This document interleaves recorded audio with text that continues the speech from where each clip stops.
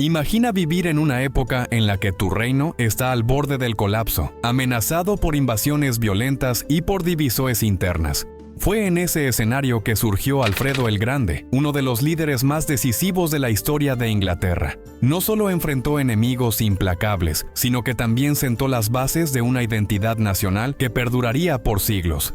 En este video vas a ver cómo un joven príncipe, con pocas probabilidades de llegar al trono, se convirtió en el monarca que resistió a la gran armada pagana y estableció los pilares de un estado unificado, valorando tanto la guerra como el conocimiento, la fe y la ley. En cada etapa vamos a entender por qué su legado todavía resuena en debates sobre liderazgo, estrategia y construcción de naciones. Y te hago una pregunta: ¿cómo es que alguien logra transformar las crisis en oportunidades para crear algo duradero? ¿Qué puede enseñarnos la trayectoria de Alfredo sobre resistencia, visión de futuro y coraje frente a lo imposible? Si esas preguntas ya te hicieron reflexionar, quédate hasta el final, porque esta historia puede cambiar la forma en que ves el liderazgo en tiempos difíciles. Alfredo nació en el año 849, en la ciudad de Wantage, ubicada en el reino de Wessex, una de las principales potencias anglosajonas de la Inglaterra del siglo IX.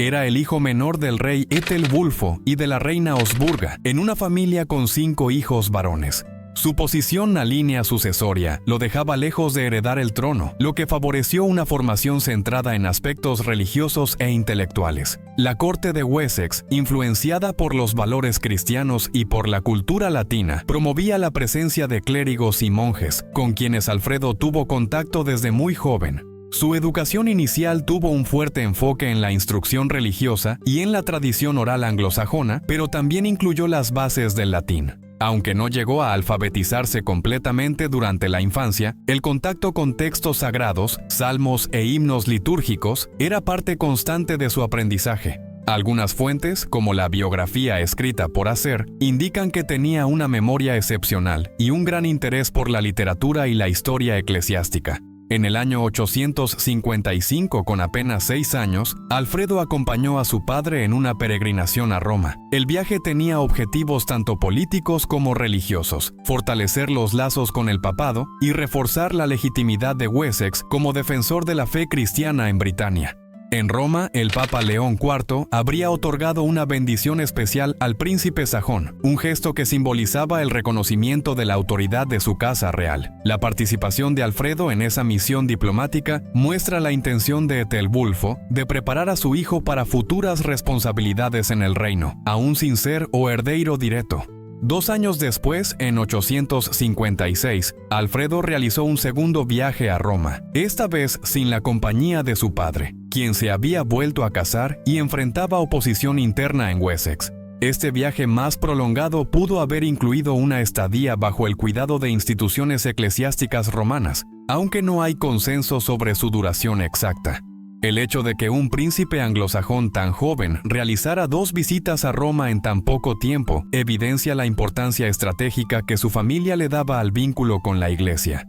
En el siglo IX, Inglaterra estaba formada por varios reinos independientes, conocidos como la Heptarquía. Entre ellos destacaban Wessex, Mercia, Anglia Oriental y Northumbria, que coexistían en medio de rivalidades internas y alianzas temporales. La ausencia de una autoridad central creaba un escenario propicio para ataques extranjeros, especialmente provenientes del norte de Europa. Wessex, aunque aún no había sido atacado directamente, comenzaba a posicionarse como un foco de resistencia más organizado en el sur de la isla. Desde finales del siglo VIII, las expediciones vikingas ya ocurrían de forma intermitente en la costa británica. Sin embargo, en el año 865, una nueva fuerza escandinava desembarcó en el este de Anglia, la llamada Gran Armada Pagana. A diferencia de las incursiones anteriores, esta era una fuerza bien estructurada, con intención de ocupación permanente y liderada por figuras como Ivar el Deshuesado y Ubba. Una vez establecidos en Anglia Oriental, los invasores comenzaron a lanzar campañas sucesivas contra los reinos vecinos. Anglia Oriental intentó contener a los invasores ofreciendo tributos y caballos, lo que evitó un enfrentamiento directo, pero permitió que los vikingos consolidaran su base. En 867, la armada avanzó hacia Northumbria, tomando la ciudad de York tras aprovechar disputas internas entre facciones locales. Northumbria cayó rápidamente, marcando el inicio de una serie de victorias escandinavas basadas en la fragmentación política de los reinos sajones. Luego, los vikingos se dirigieron contra Mercia, debilitando su defensa y forzando a los líderes locales a buscar alianzas desesperadas. Entre los años 868 y 870, Wessex observaba con creciente preocupación la expansión escandinava. Aunque aún no había sido atacado directamente, el reino reconocía la gravedad de la amenaza. Alfredo, que entonces tenía poco más de 20 años, acompañaba a su hermano Ethelredo, rey de Wessex, en campañas militares defensivas. Durante ese periodo comenzó a adquirir experiencia directa en combate, estrategias y negociaciones políticas. El año 871 marcó un punto de inflexión decisivo en la política de Wessex. Tras años de avances escandinavos, los ejércitos vikingos cruzaron los límites del reino, iniciando una serie de enfrentamientos directos con las fuerzas sajonas. Ethelredo, entonces rey de Wessex, lideraba la defensa junto a su hermano menor, Alfredo, quien ya desempeñaba funciones militares importantes. La campaña se intensificó con la batalla de Ashdown, librada en enero, donde los sajones lograron una victoria puntual, aunque no definitiva. A lo largo del año, Wessex fue escenario de al menos 8 enfrentamientos armados contra los invasores, lo que sobrecargó la estructura militar y agotó los recursos humanos.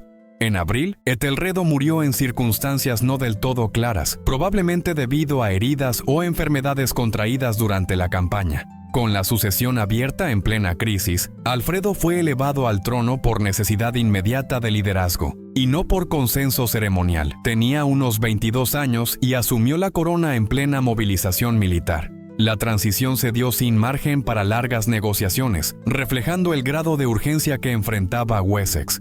Tan pronto como se convirtió en rey, Alfredo tuvo que mantener la cohesión de un ejército fatigado e inestable. La población civil ya sufría desplazamientos forzados, pérdidas agrícolas y amenazas constantes de invasión, lo que exigía del nuevo monarca medidas rápidas para preservar el orden interno. Los recursos financieros del reino estaban comprometidos y las redes de abastecimiento habían sido parcialmente desorganizadas por las campañas. Además, la moral entre los soldados era inestable, con muchos líderes locales presionando por soluciones regionales. A pesar de estas dificultades, Alfredo logró preservar una resistencia organizada al norte del río Támesis. La movilización de tropas continuó bajo un régimen de urgencia y se tomaron medidas emergentes para mantener bajo control los puntos estratégicos.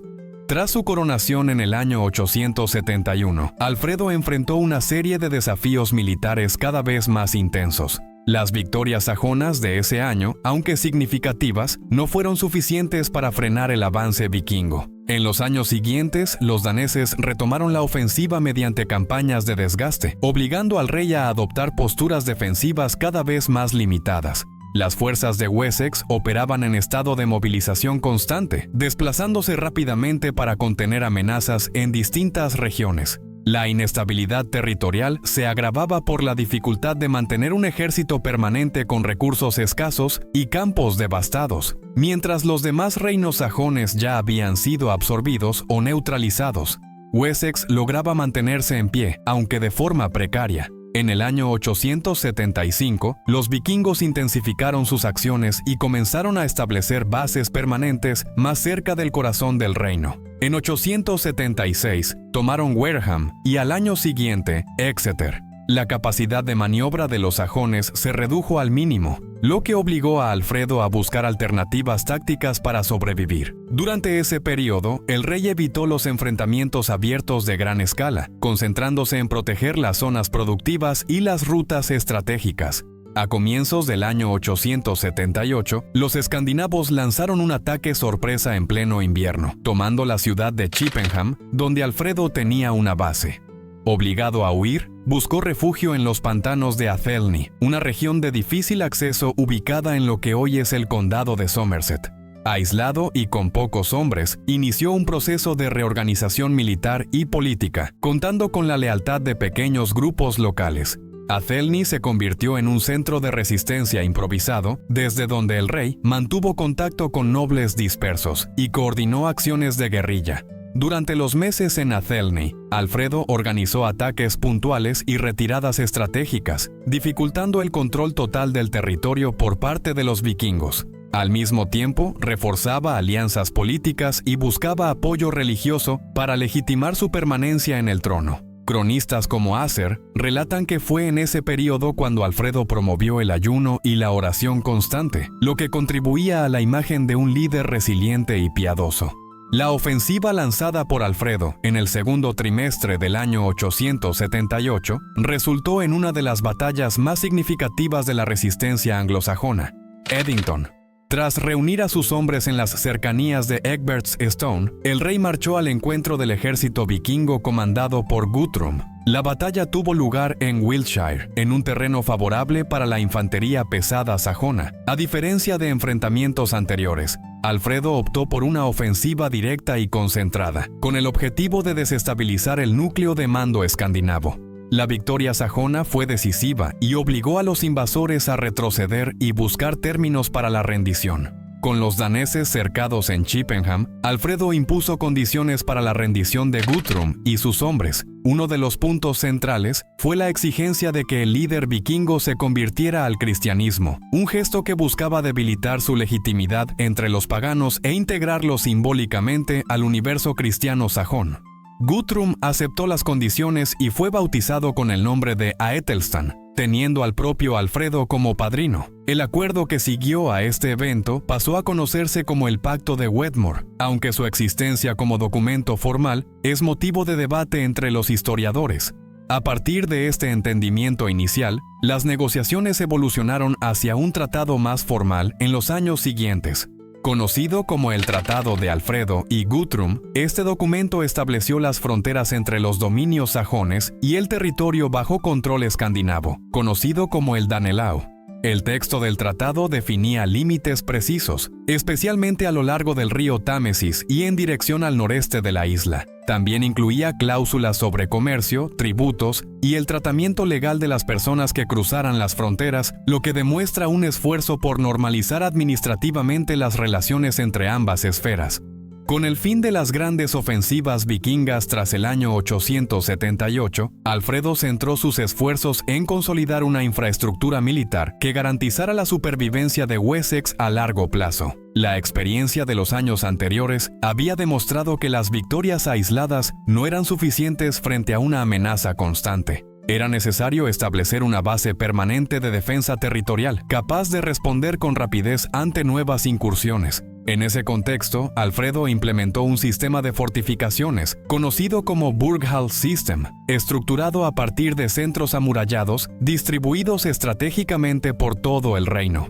Los burhs cumplían funciones múltiples. En tiempos de guerra, servían como refugio para la población local y como puntos de reunión para las tropas. En tiempos de paz, se transformaban en centros administrativos y comerciales, albergando mercados y pequeñas guarniciones permanentes. El rey ordenó la construcción o restauración de más de 30 de estas estructuras, algunas ubicadas en sitios históricos y otras en zonas consideradas vulnerables. Las fortificaciones estaban generalmente rodeadas por murallas de tierra y madera, con fosos y empalizadas reforzadas.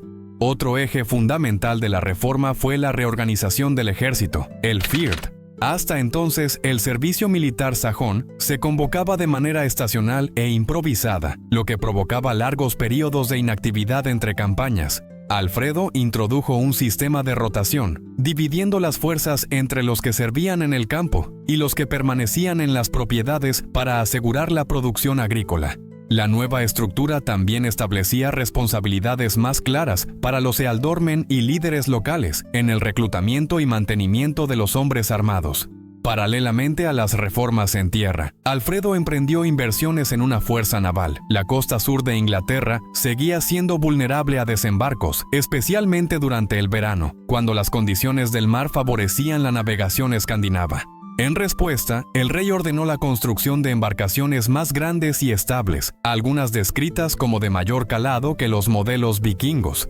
Durante la década de 880, Alfredo inició una serie de reformas jurídicas y administrativas con el objetivo de fortalecer la autoridad real y garantizar la estabilidad de Wessex. Uno de los pilares de esta transformación fue la compilación del Domesday, un código legal que reunía normas anteriores a su reinado, reinterpretadas a la luz de la doctrina cristiana. El texto incorporaba elementos de las leyes de Ine, Ofa y Moisés, combinando la tradición anglosajona con principios morales bíblicos. La legislación buscaba estandarizar las prácticas judiciales y reforzar la justicia distributiva, especialmente en lo relacionado con la propiedad, los juramentos y las penalizaciones.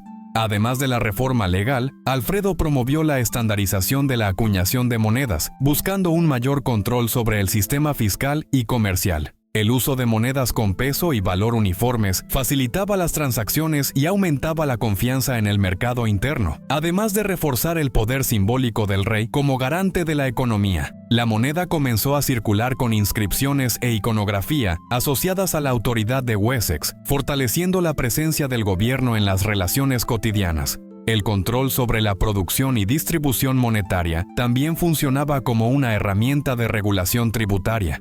La infraestructura física del reino también recibió atención administrativa. Alfredo invirtió en el mantenimiento de puentes, molinos y caminos, con el objetivo de asegurar el flujo de personas, bienes e información entre los burhs y las zonas rurales. Una circulación eficiente era esencial para el abastecimiento de las guarniciones, el movimiento de tropas y la recolección de impuestos. La gestión de estos recursos pasó a ser documentada y supervisada con mayor rigor, lo que demuestra un avance en el uso de registros administrativos. En el plano territorial, el rey consolidó la división del reino en unidades llamadas shires, subdivididas en hundreds, que funcionaban como circunscripciones con fines judiciales, fiscales y militares. Cada shire contaba con un representante del rey, el reeve, responsable de aplicar las leyes locales, recaudar tributos y convocar a los hombres para el servicio en el field. Hacia el año 890, con las principales amenazas militares temporalmente controladas, Alfredo volvió su atención a un problema menos visible, pero profundamente estructural: el colapso del conocimiento escrito en las instituciones anglosajonas. Las invasiones vikingas habían devastado monasterios, destruido manuscritos y paralizado la formación de nuevos clérigos y escribas. Ante ese panorama, el rey puso en marcha un programa de renovación intelectual enfocado en recuperar y difundir textos fundamentales. La propuesta incluía la creación de escuelas, la capacitación de escribas y la traducción de obras clave al inglés antiguo, con el fin de hacerlas accesibles a nobles y eclesiásticos que ya no dominaban el latín. Entre los textos traducidos bajo su dirección destacan el Pastoral Care de Gregorio Magno, el Tratado Histórico de Orocio, las Consolaciones de la Filosofía de Boecio y obras de Agustín. Algunas de estas traducciones se atribuyen al propio Alfredo, aunque parte del trabajo fue realizada por clérigos bajo su supervisión directa. El objetivo era ofrecer una formación ética y política a los miembros de la élite administrativa de Wessex. Además de impulsar la traducción de obras clásicas, Alfredo promovió la creación y el mantenimiento de la crónica anglosajona. Se trata de un registro actualizado anualmente que narra los principales acontecimientos políticos, militares y naturales del reino, desde tiempos legendarios hasta el propio periodo del monarca. La crónica, probablemente organizada en Winchester, se convirtió en una de las fuentes más importantes para el estudio de la Inglaterra medieval. Su contenido buscaba fijar la memoria colectiva, construir una narrativa coherente del pasado y legitimar el papel de Wessex como centro político de la isla. El impulso a la educación también se tradujo en la formación de una nueva generación de lectores y copistas. El rey ordenó que los hijos de la nobleza y del clero aprendieran a leer en inglés y, cuando fuera posible, también en latín. La intención era reconstruir una base de conocimiento funcional al Estado, sin depender exclusivamente de los centros monásticos arrasados por la guerra. La valorización del inglés antiguo como lengua escrita también reforzaba la identidad cultural de Wessex frente a la diversidad étnica y lingüística del Danelaw. En el año 886, Alfredo recuperó Londres de manos de los daneses tras años de ocupación. La ciudad, ubicada estratégicamente a orillas del río Támesis, era vital tanto desde el punto de vista militar como económico. Su reconquista no se limitó a una acción armada, sino que incluyó también una reorganización urbana e institucional. Alfredo confió la administración local a Ethelred, señor de Mercia, reforzando así la alianza entre los dos principales reinos sajones que aún permanecían independientes. La alianza con Mercia fue fortalecida por el matrimonio de Alfredo con Ealhswith, miembro de la aristocracia merciana. Sus hijos se convirtieron en figuras clave en la continuidad del proyecto de unificación anglosajona. Eduardo el Viejo heredó el trono de Wessex y dio continuidad a las campañas contra el Danelaw. Su hija Ethelflaed, formada bajo la influencia política de su padre, asumió el gobierno de Mercia junto a su esposo y más tarde en solitario, siendo recordada como la Señora de los Mercianos. Los últimos años de Alfredo estuvieron marcados por esfuerzos constantes para mantener el orden en las fronteras y consolidar las reformas internas. La amenaza vikinga no había desaparecido del todo y aún se producían incursiones esporádicas en zonas costeras. La vigilancia permanente exigía mantener en funcionamiento los burs, el sistema de rotación del Fyrd y la recaudación de tributos para sostener la defensa del reino. A pesar de las tensiones, el funcionamiento del reino era notablemente más coordinado que en décadas anteriores. Fuentes contemporáneas indican que Alfredo padecía una enfermedad crónica de origen abdominal. Asser, su biógrafo, menciona episodios frecuentes de dolor intenso que lo acompañaban desde la juventud. A pesar de esas limitaciones físicas, el rey mantuvo un ritmo de gobierno activo hasta los últimos años de vida, reuniéndose con consejeros, supervisando reformas y llevando adelante negociaciones diplomáticas. En el año 899, Alfredo falleció tras casi 3 décadas de reinado. Su hijo Eduardo asumió el trono con un amplio respaldo por parte de la nobleza de Wessex y Mercia, dando continuidad al proyecto iniciado por su padre. La transición fue relativamente pacífica, lo que refleja la consolidación de una dinastía gobernante estable. La organización territorial, las bases jurídicas, el sistema defensivo y los vínculos interregionales que Alfredo dejó serían decisivos para los avances posteriores hacia la unificación de Inglaterra. Sus últimos años no fueron de conquista, sino de estructuración, una fase silenciosa, pero esencial para sostener todo lo que vendría después.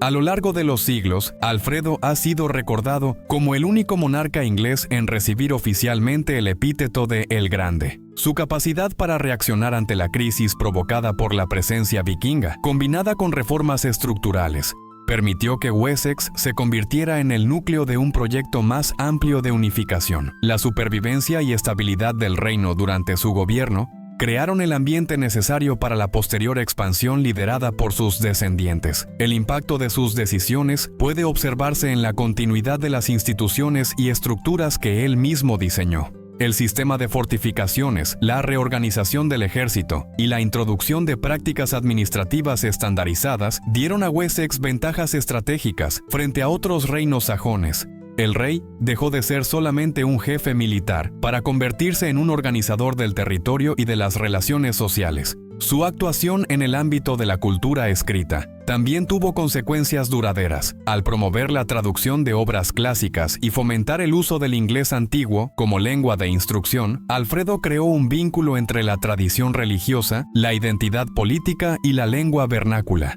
La crónica anglosajona, iniciada bajo su supervisión, no solo funcionó como registro de acontecimientos, sino también como herramienta de unificación simbólica. La escritura se convirtió en un instrumento de gobierno y de memoria colectiva. El legado de Alfredo también puede medirse por su influencia en sus sucesores. Eduardo el Viejo y Ethelflaed no solo continuaron con el proyecto defensivo y administrativo, sino que lo expandieron a las regiones bajo control danés. Alfredo dejó estructuras, códigos e ideas que atravesaron los siglos, pero su imagen sigue oscilando entre dos polos interpretativos. ¿Fue un héroe militar que logró contener a los vikingos o un arquitecto institucional que sentó las bases de un modelo político duradero? Su figura histórica es admirada por muchos, aunque también ha sido reinterpretada con mirada crítica por estudiosos modernos. Al final, su grandeza está más en la espada que aseguró la supervivencia de Wessex o en la pluma que trazó los primeros contornos de un estado funcional. ¿Fue el último rey tribal o el primer monarca moderno de Inglaterra?